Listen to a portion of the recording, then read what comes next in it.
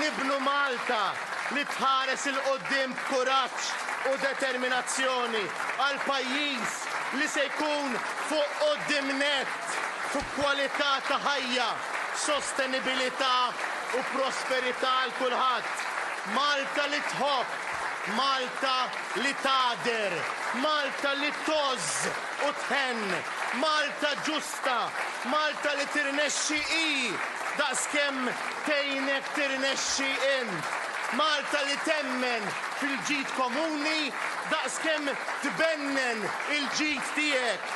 Malta li jekk taqa' terġa' tqum. Kien dan li ddikjara l-kap tal-Partit Nazzjonalista Bernard Grech meta ndirizza l-eluq tal-Kunsill Ġenerali tal-Partit Nazzjonalista immexxi mill-President Mark Antony Sammut bit-tema Malta żagħżugħa.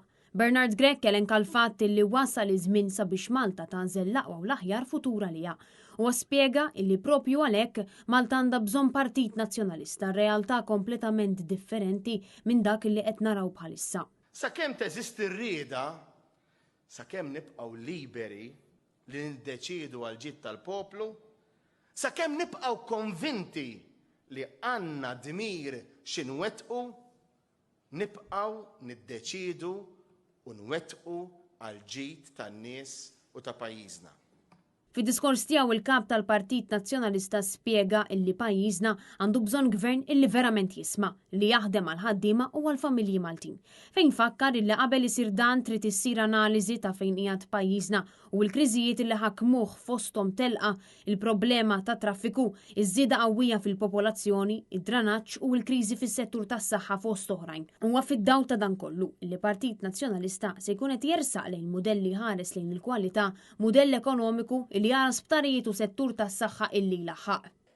Barra l-isptarijiet ġodda u modernizzati se ninvestu fit-tamir mediku aġġornat u modern u fil-ħaddiema u l-professjonisti biex jagħtukom l-aħjar kura u servizz kif ħaqkom. Bernard Grech tkellem ukoll fuq ix-xogħol li se jkun qed jagħmel il-Partit Nazzjonalista fuq l-edukazzjoni. Irridu nħarsu lejn l-edukazzjoni li tgħin lil kull żagħżugħ u żagħżugħa jimxi l-qudiem f'dinja li qed tinbidel brata maġla.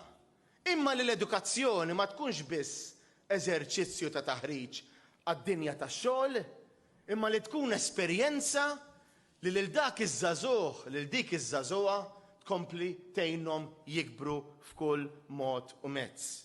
Bil-kap tal-Partit Nazzjonalista jitkellem fuq id-diffikultajiet illi qed jikkaġuna t-traffiku.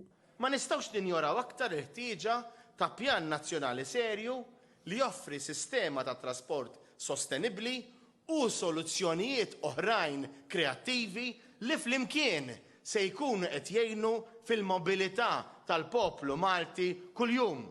Bernard Grech tkellem ukoll fuq determinazzjoni li l-Partit Nazzjonalista jġib turiżmu ta' kwalità fejn elenka wkoll il-fatt li l-poplu ħaqqu kwalità ta' ħajja aħjar. Malta żagħżugħa tfisser pajjiż li jieħu ħsieb mhux biss l-ekonomija imma wkoll il-familji u l-individwi tiegħu. Dan ma jfissirx li nkunu hemm biex nipprovdu xogħol jew servizzi soċjali biss, imma li nipproteġu il-familji tagħna mill-logħli tal-ħajja u nikkontribwixxu għall-ambjent fejn kulħadd jista' jgħix b'dinjità. Bil-kap tal-Partit Nazzjonalista jispjega wkoll illi Gvern Nazzjonalista se jkun qed jipprioritizza l-ambjent. Bħala partit nemmnu li l-ġejjieni tal-ambjent ta' Malta huwa wkoll il-ġejjieni tas-saħħa, tal-kwalità tal-ħajja, tas-serħan tal-moħħ, tal-prosperità ta' kull wieħed u waħda minnha. Għalhekk il-Partit Nazzjonalista diġà ippropona li l-ambjent ikun imħares fil-Kostituzzjoni Maltija, l-ogħla liġi tal-pajjiż. Xejn Riolo għal Net News.